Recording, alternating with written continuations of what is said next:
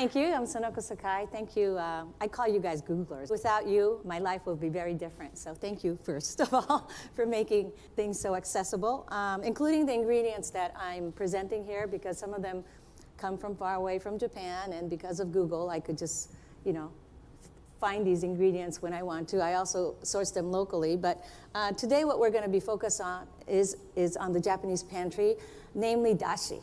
But if I speak of dashi, I also have to talk about the fermented seasonings, because it's together, combined, that we make the base of our seasonings. But dashi is very, very important.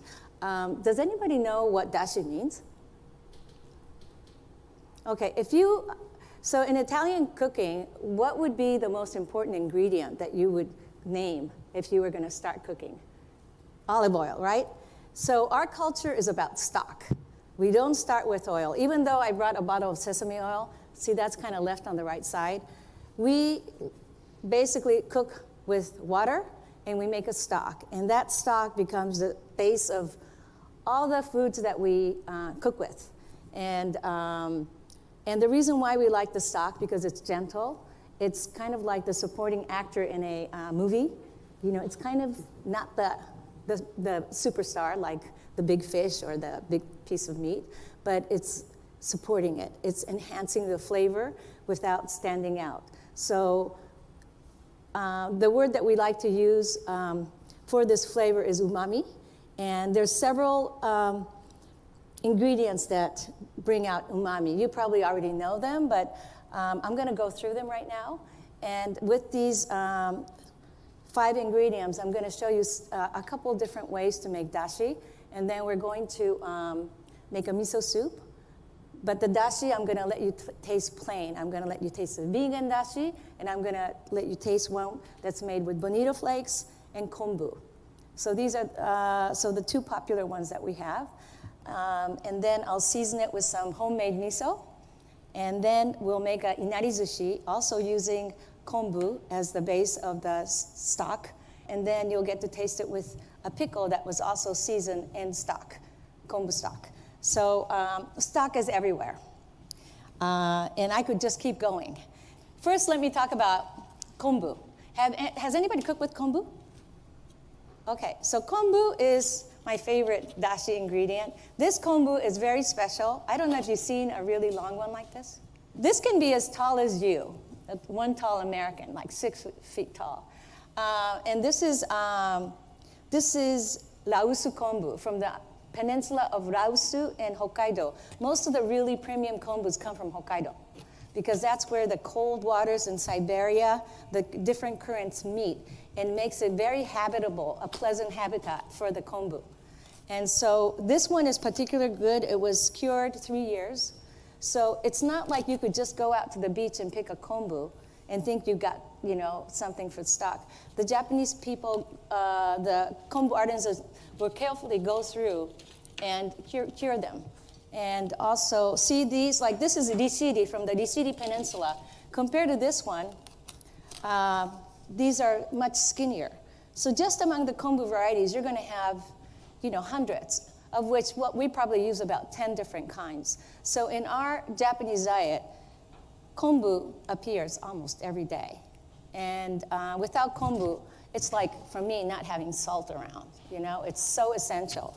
And what you do is you could just do a cold brew and just throw in water and leave it for a few hours or overnight, and you already have a dashi stock, a kombu stock that's vegan, right? You could, so there's kombu, and by the way, see these white spots here? That's the mannitol sugar. This is the natural MSG. You do not want to wipe this off. This is not mold, okay? So maybe if it's harvested here, some of them are sandy, you might want to wipe it clearly, but any rinsing you do with water actually doesn't make kombu that happy. So once it gets cooked, it's basically it. But keep it in a dry place. It will last you for years, as long as you keep it in a cool pantry. And something like this would cost you like $40, so it's not cheap. But what you do is you could cook it and use it a couple times, and even use the spent one for pickles. So I'm just starting this one just with kombu, and I'm going to finish with the other primary ingredient for dashi, which is bonito. So bonito flakes. Have you ever shaved bonito flakes? This is what a bonito. This is 1/4 of the fillet of a 5 to 7 kilo bonito, like an albacore tuna or yellowfin tuna, bluefin tuna. These bluefin tunas are just not the ideal source for making bonito, for making, we call it katsuobushi, because they're going extinct. So we have to be very careful about how we source our bonito flakes. But what I want you to remember is in the old days, my grandmother, my mother would shave it. So this would be a shaver. There's a little drawer. It's called kezuriki. And see how it's shaved? So what you will do, this piece of fish has been filleted, cooked, smoked, and inoculated with a mold.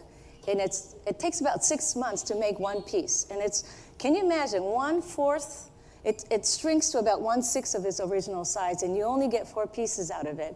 And from one block, you only get about 30 servings of miso soup. So the labor that goes into making we call it fushi, is intense. And so they say that in Kagoshima, Makurazaki Peninsula, where all the artisans are disappearing. Like my friend who is in this business said that there's only about 27 people left that you could say true artisans. And the way they fillet the fish is so beautiful, they're sculptural, that you could actually tell who the artisan is. And I talk about my friend in the book, and I wouldn't recommend anybody doing it unless you actually go to a katsuobushi shop and practice it a few times, because I'm not good at it. And when I told my husband I was coming to Google with this kezuribushi, he says, don't let anybody try it. The blade is sticking. My husband's a sculptor, so he deals with blades all the time. So he's like, too dangerous, too dangerous. So he says, talk about it, but don't try to do it. But see the side where the skin is? That's the tail end, and this is the head. So you basically do it at a 45-degree angle, and without shaving your hand, it's a motion like this. But you have to really push it down until you get to the point where it's like a ruby red, and you will get shavings like this, and the outer part is kind of moldy because they inoculate it with a mold. So you try to get to the bottom, but you could kind of taste what's fresh and then what is not fresh. So try that. You could pass it around and do a pinch. Now what I'm going to do is, there's about 2 quarts in here. So it's about 20 grams per quart. So it's about 40 grams. This is about 100 grams. You do a lot. My friend will put the whole bag of bonito in it. And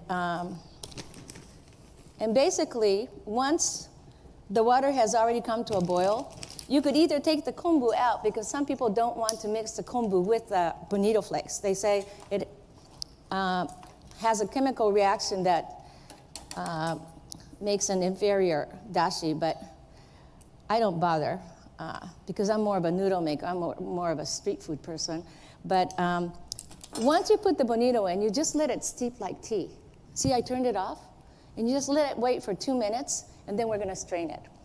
Okay, so that is your katsuobushi. So it's bonito, kombu, dashi. And while this is steeping, I'm going to talk about the other one. So the other one is a shojin dashi, mushrooms, shiitake mushrooms. Can anybody guess what this is? Nobody? Oh my God, gourd. So it's called kampyo, and if you go to a sushi restaurant, you could get a gourd. It's children's favorite hand roll. But the gourd is peeled this way into a spiral, and then it's dried. And it has kind of a lovely, soury, chewy flavor. And I use it to tie rolls, like cabbage rolls, and it's totally edible, and it makes a very nice dashi. Soybeans, wonderful. Don't use GMO. I use Laura soybeans, and I toast it. And so you lightly toast it in a frying pan, and then you let it soak like this overnight.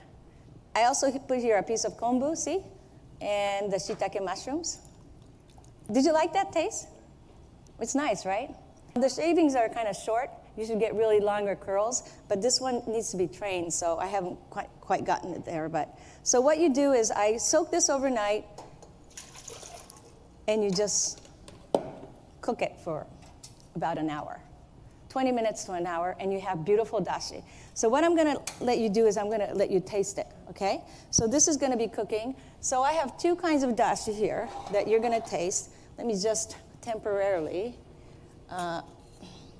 So we're going to start with the vegan dashi. The only seasoning I put is a little bit of sea salt, and I always like to put sake. Sake goes into everything. So have you heard of suimono? Is the clear soup. So when you go to like a kaiseki restaurant, like I'm sure all of you have been to Ennaka, right? No? No? I thought maybe because it's right here in Culver City. It's a really nice restaurant that has kaiseki, two ladies that are chefs. Anyway, they would probably serve a suimono, not a miso soup in the beginning, and they may never serve any miso soup. Because in a kaiseki restaurant, you want to taste the level, the quality of dashi of the chef. And that will basically determine the ude, which is the skill of the chef. So don't be too critical today. I'm not like a Michelin 3-star. I'm a home cook. So anyway, this is really a simple dashi. I could have maybe put, I could have put maybe one more shiitake in it, but it's so simple. It's so simple on its own that I want you to just taste it as a broth, okay? Just imagine they're just vegetables, right? And you know what I do with these spent vegetables? See these?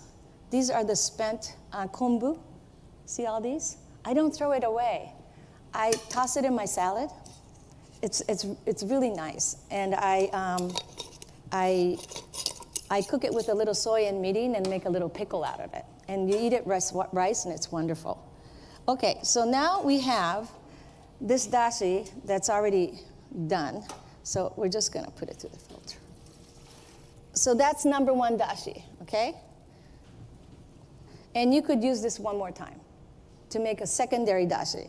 But this is the number one dashi. So I'm going to season this one, and you're going to taste this one too. So first you do the vegetarian, the vegan, and the next one we'll do one with fish, just so you get an idea what you like.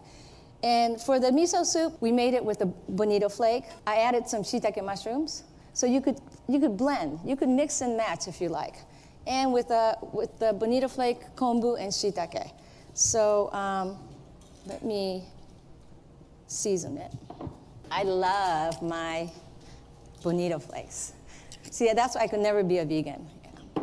But if you go to a Japanese temple or a nunnery, they serve the vegan dashi. All their cooking is based on that, the stews, the pickles, everything. So it might be bland if you eat meat, but okay, so the next one is going to be the one with the fish. So this particular one comes from a single fish. And the upper part, it says the upper part of the fish, the white, mostly white meat. So you could go to a Japanese artisan bonito flakes store. It's called kanzubutsuya. They sell bonito flakes. They sell the dried mushroom. All these things you will find in this specialized store. My friend has one called Yagicho, and she's featured in the book. But they will tell you this part, it says, comes from Kagoshima. So it's single origin. It was cut on a line.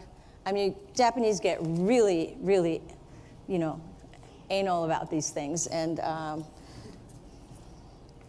we're into single origin chocolates right now, right? And coffee, and we'll get to our bonito flakes soon, right?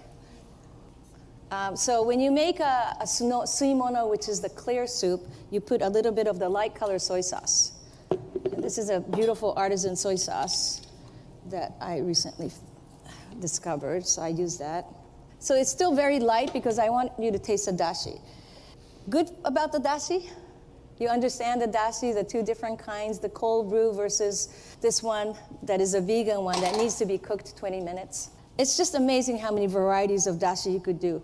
Also, chicken is also, a chicken bone broth is dashi. Pork bones are dashi. So if you go to a tonkotsu ramen place, that's dashi. And if you go to any restaurant, a Japanese person will always look for the flavor of the dashi. I said that dashi is what determines the skill level of a chef.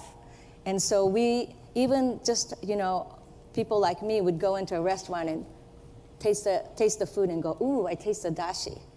It's a phrase called dashi ga kiteru, and we use that all the time. So that's how we're obsessed with the flavor of dashi. Okay, so the next thing I'm gonna do is make miso soup. Do you like miso soup? Does anybody make miso soup at home? Nobody? Oh, sometimes? Who has a bonito dashi in their hands already? Which do you prefer? The second one, right? The second one is like deeper, right? Yeah. So, but you know, dashi is just a foundation. It's going to start bland. You're going to start adding flavor to it. That's why I put the 5 basic seasonings here, because Japanese cuisine is often described as a bland cuisine. Actually, some famous food writers said that our cuisine is too bland. Well, sure, you know, we don't use garlic that much, and we don't mask our dishes with a lot of sauces, you know, cream sauces. It's just about enhancing the natural flavor of the food. So and we're not really, we don't have a tradition of like sauteing everything. We tend to boil things, and most people in Japan don't even have an oven. So we tend to boil a lot of things, simmer things, stews. So now what we're doing is we're making a miso soup. Miso soup is a breakfast soup. And when I say breakfast soup, it could be different things. It could be with tofu. I have different kinds of vegetables. I added some squash and onions. So what I did is I sauteed some onions with a little bit of sesame oil, just to give it a little bit of umami and flavor. And then we're gonna finish it with some scallions. So the Japanese are all about garnishes too. And you don't ever wanna overwhelm your dish with too much garnish, but it always brightens up, especially the soup. So you always have some kind of a garnish at the end.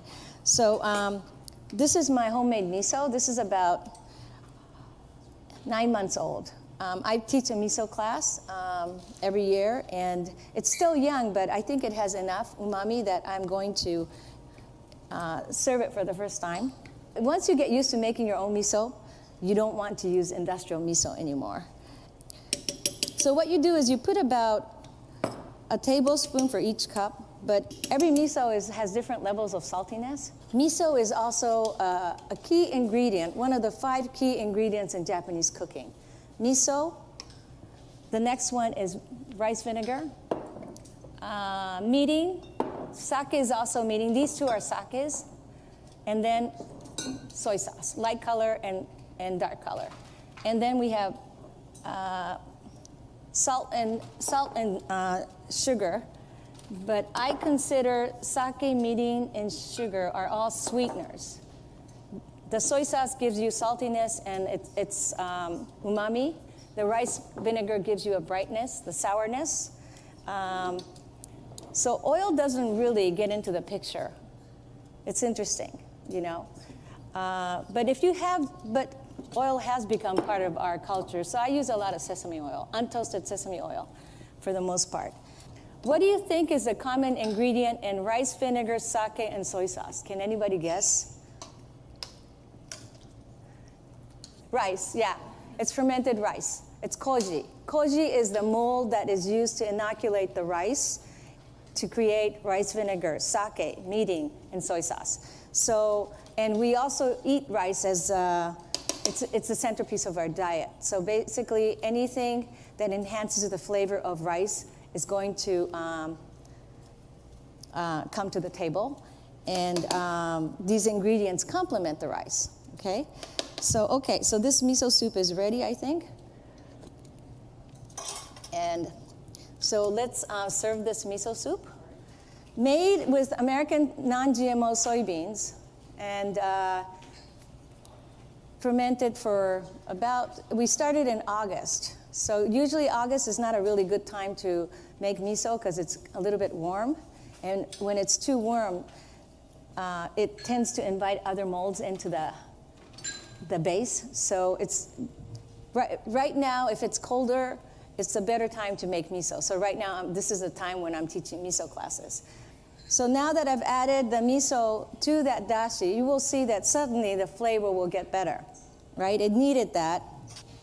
And what you could do with all this dashi is keep it in the fridge, or you could freeze it. So I will take this home, and I will use it. My husband likes to have miso soup for breakfast every single day. And if it's not there, he's unhappy. So today he got the pumpkin, like everybody else, because I was making it for you guys. But you could go into the fridge and use kale or potatoes, sweet potatoes, zucchini. Vegetables work really well with miso. So, and you know, the thing you need to remember about miso is you don't want to raise the temperature too high. If it's probiotic.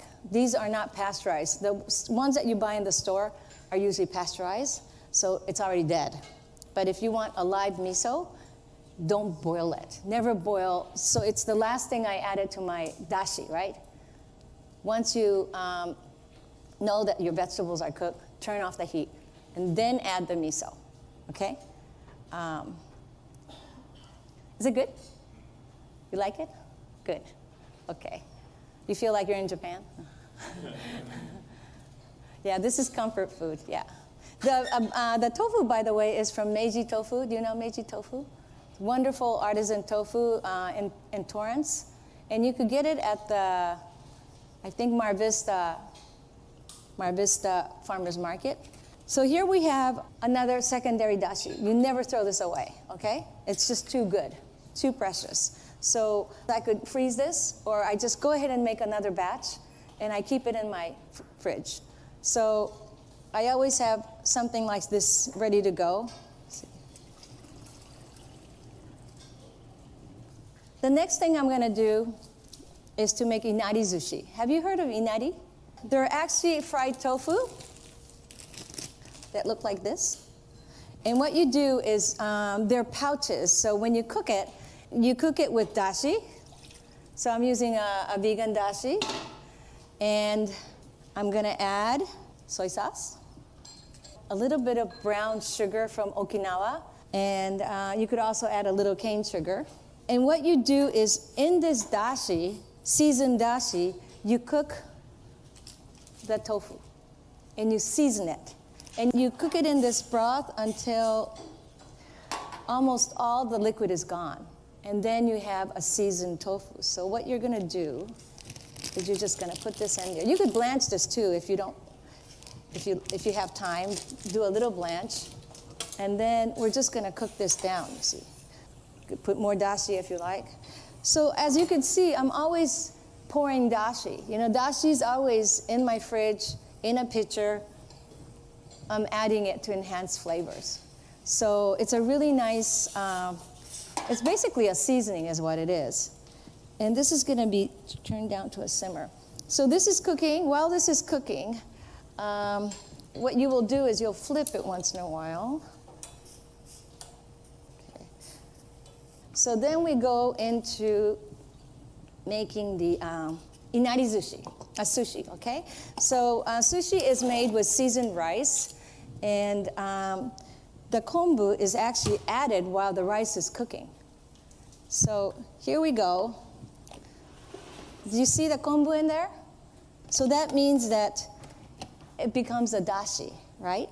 And that's how I season my sushi. I was going to make this in a beautiful donabe rice cooker, but I realized that we only had an induction oven here. So I decided not to turn it on. But has anybody cooked with a donabe? Oh, I'll show you the clay pot. It's really pretty. For cooking rice, it's just one of the best things. Okay, so let me just scoop this rice out. Who owns a rice cooker? Oh, a lot of people. Wow. So you eat a lot of rice? You all eat? Whew, it's hot. Okay, so the kombu comes out. You eat it. It's so good. Okay, so I'm just going to spread it out. So here we have rice vinegar, this beautiful one from Kyoto, some cane sugar, and sea salt. You have to turn this once in a while. So then you mix it. If we had a fan, we would be fanning it. When you make sushi rice, do not mash it, and you cut it. And you cut it by using an angle. Some people would just kind of spread it out. And we usually have a fan so that we could cool it down fast. This is called a handai. It's nice because it's wide. And the American bowls are like this. You're trying to cool the rice as quickly as possible. So if you're going to make sushi, I recommend you get one of these. So the umami in the rice and the umami in the tofu are going to add the flavor. So we use dashi in two places. The last thing we're going to do is now add sesame seeds. We love sesame seeds. And shiso. Have you ever seen a shiso leaf? So this is like our basil, and we just love it on everything. It grows like weeds here. So simple. It's just a vegan sushi, but it's all so colorful, right? Just two ingredients, sesame seeds and shiso, and then the tofu. So what we're going to do is we're going to stuff it, and then we're going to have it with a little pickle. Oh, I know. Forgot this one. Ginger. I knew something was missing. Just chopped in ginger. So actually there's 4 ingredients. Okay. All right, so let's come here. So what you do is you just, you need to wet your hands. So get a ball of water. Do you like spicy too? Okay, so this is a shichimi pepper, so we'll do, so what you're gonna do is take one and you just make a ball, okay? Like an oblong ball, and then you put it in here, like that, okay? There's this and the black sesame. Maybe a little bit of both would be nice. We're thinking about presentation too here, so just give him some pickles. That's what makes it pretty. Just one more thing, the last one, this is also in my book, but the amazu pickle is just blanched vegetables. I found broccolini and, what is it called? Cauliflower. With vinegar, kombu, chili pepper, sugar, and rice vinegar mixed together, boiled, and poured over. And see the kombu in here? That's the dashi. So you could see that dashi plays is everywhere. And I hope that this book will inspire you to try something with these ingredients. So let's take some questions now. Thanks for the food and the presentation. I always had a question about miso. So when you go to the store, there's all kinds of miso. There's white miso, dark color miso. Yeah. Which one is the best for the miso soup? Depending on the region, like if you go to Kyoto, you might find a sweeter white miso called saikyo, and it's more rice, more koji. than soybeans. And if you go to Nagoya, mid-regions, there's a hacho miso, which is very dark and made with pure soybeans. There's also barley miso. These tend to be darker misos. If you go to Sendai, to the northern part of Japan, you have Sendai miso, which also tends to be a little saltier, and fermentation could also be longer. The white misos are fermented less, 6 months sometimes. Like my miso is about 8 months, and I'm gonna let it go for several more years. But my students keep eating it, so they never last that long. But so yeah, you can mix and match, and the way you do it is blend it. You play with it, yeah. Thank you. Does dashi keep well? How long will it last in a fridge or a freezer? I keep it in the fridge for about a week, and you could also keep it in the freezer. You could put it in ice cube trays and just pop it in. That's a really good one if you're like making miso for soup for one person. Just have that in these ice cube trays. You know those silicone tube? That would work. But when I was doing a stage with a noodle maker, a soba noodle maker, I'm really into actually soba, by the way, if you ever want to learn how to make soba by hand. He made the dashi every single day. It was never frozen, never in the fridge. Every morning, that was the ritual that began in the morning, making dashi before we even made the noodles. So the fresher, the better. Was it pumpkin in the miso soup? Yes, kabocha. Yeah, so I've been dealing with those pumpkins. I think they're really tasty, but I wonder, how did you cut those pumpkins? How did I cut the pumpkin? Yeah, Isn't it horrible when you look? Yeah, it's really hard. I always thought Yeah. I'm gonna lose a finger or two. Oh, yeah, so if you look at there's a pumpkin instruction in my book, how to cut a pumpkin. Oh, that's great. Yeah, because some people will say, oh, just throw it into the oven and let it roast. No, I want to cut it, because I want to have clean cuts. Yeah. So what you do is you have the pumpkin, the stem usually is taken off already when you buy it. So you puncture 4 holes with your chopsticks, right on the top around the stem, and you cut a square. And when you cut a square, you could do it with if you're scared to use your knife, you could do it with one of those Halloween pumpkin carving knives that has the zigs. And you cut a square on the top and the bottom, and you push it, take it out. You just pry it out, and you'll see that it's all whole. So the meat is about this much. So you take the cap off, the little the stem part, and the little, and then so now you have a square on the top and a square hole on the bottom. And then I take the knife, I just rest my knife against one corner of that square hole and guide my knife down. So you'll see it in somewhere. If my index is good, and you look under how to cut a kabocha, because that's how I overcame my fear of cutting kabochas. Because I wouldn't buy kabocha just because I didn't want to cut it, but it's one of my favorite vegetables. So, see, I'm even wearing a kabocha today. Any other tricks you might want to know? For a regular home cook, how Yeah. often do you sharpen your tools? How often? Well, I have a husband who's a sculptor, right? So he's like, oh God, I can't believe how you take care of your tools. And I would say, because I teach classes every week, and mine are all carbon steel. I brought a stainless steel one, but they're old Japanese knives, so I do have to take care of them to keep them sharp. But too sharp is not good, right? But blunt is not good. I think sharpening is important, but also taking care of it every day, wiping it after each use. Because I noticed that a lot of time when people come to my cooking classes, they'll cut something and they just leave it there. And it's one of the things you do is you have a towel, right? A wet towel and a dry towel, and you wipe it with a wet towel and you finish it with a dry towel. I wanted to point out that a lot of cuisine-specific books have maybe 10, 20 pages dedicated to here's the pantry, here's the ingredients. But your book, very much not so. It has an entire, maybe third of the book, I think, is completely dedicated to just the Japanese pantry. Yeah. Why is there so much more focus on the pantry for your book? Because I think for most cooks in America, I always felt like the pantry was a mystery. And you go to a Japanese market and you already feel like you're lost because you can't understand the ingredients. You'll see miso, like you asked about the miso. There's so many misos.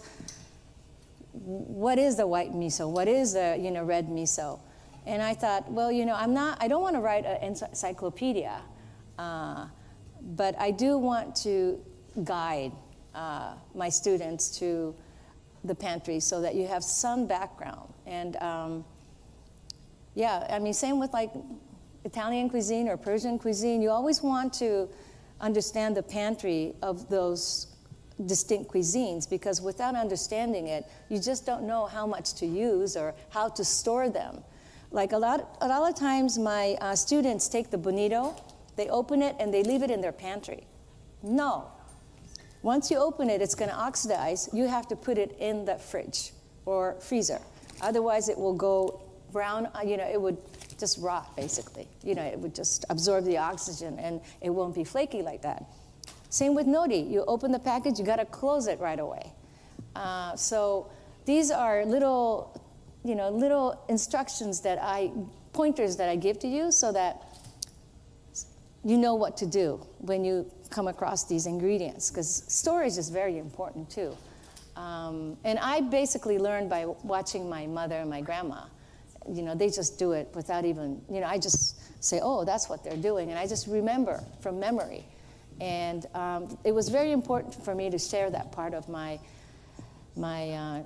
kitchen experience.